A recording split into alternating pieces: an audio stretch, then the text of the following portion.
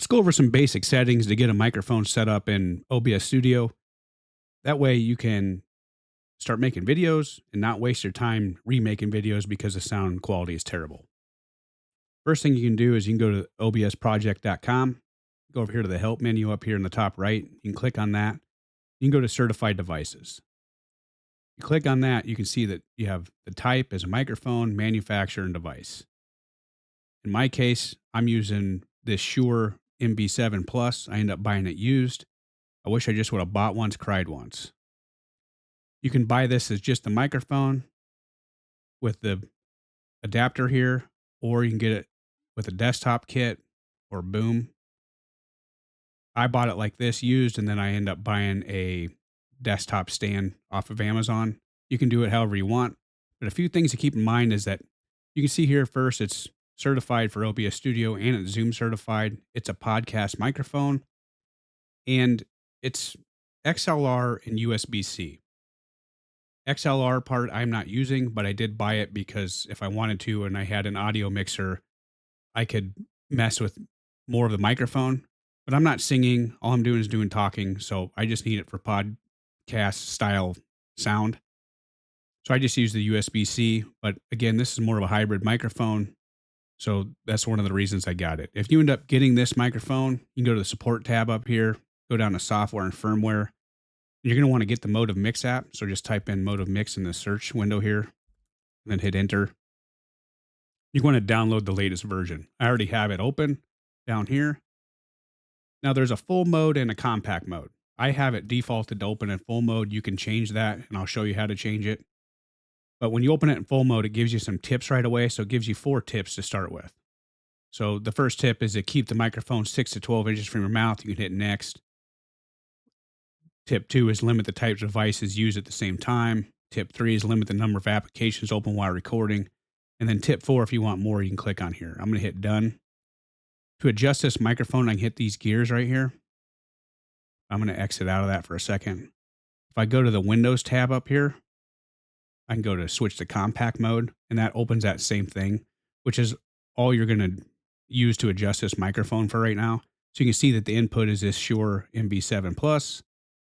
This mute function, you can lock that. So if you put your finger anywhere near this LED strip while you're talking, it'll mute the microphone by default. If you want to lock that, meaning you have this on a boom arm and you're moving this microphone during talking, then you're going to want to lock that. So that way you don't inadvertently mute your mic when you expected it to be recording sound.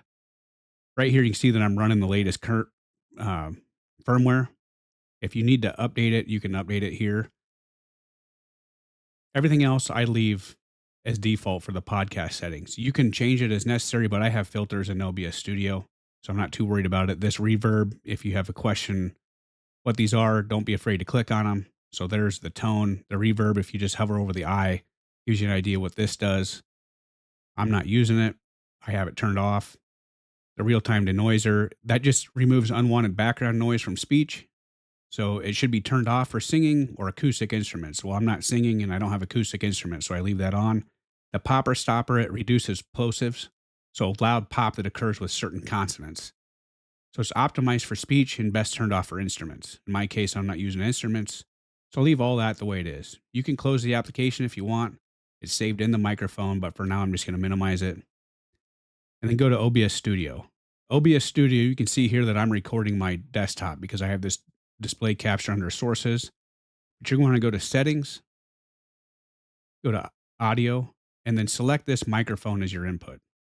I've had the default not work all the time. Sometimes when it has all these different ones, it might select like the one that's built into your computer. So just select that microphone to be sure, hit OK.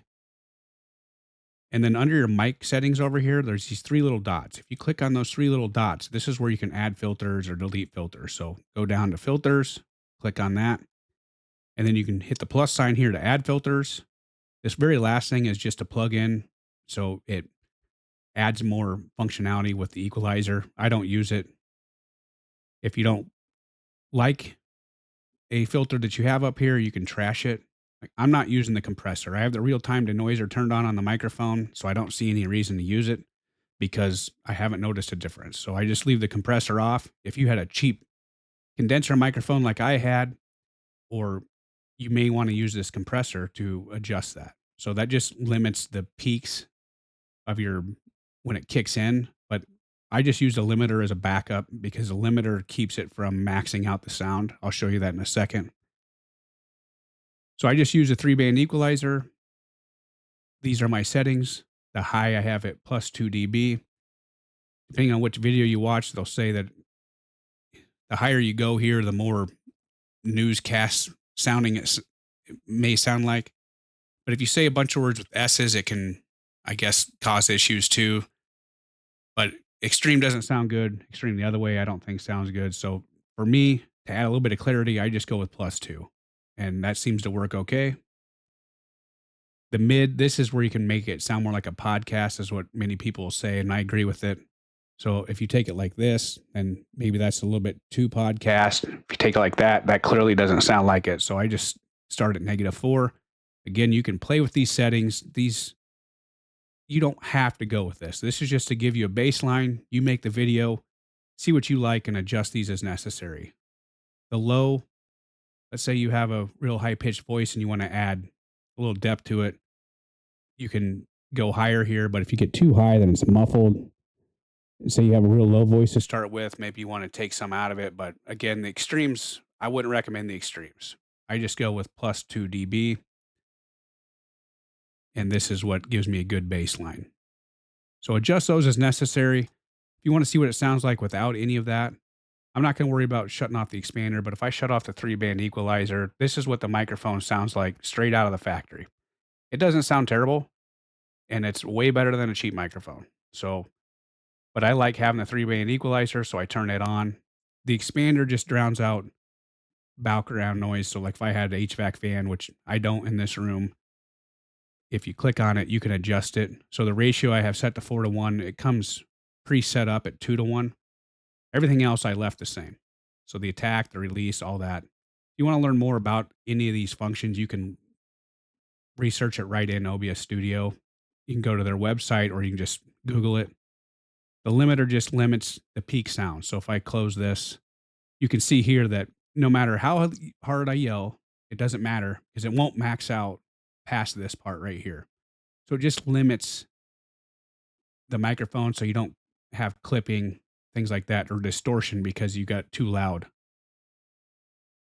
Otherwise, those are just the basic settings for this microphone, and it'll allow you to make some videos and get started so you're not wasting your time making videos with terrible sound from the get-go.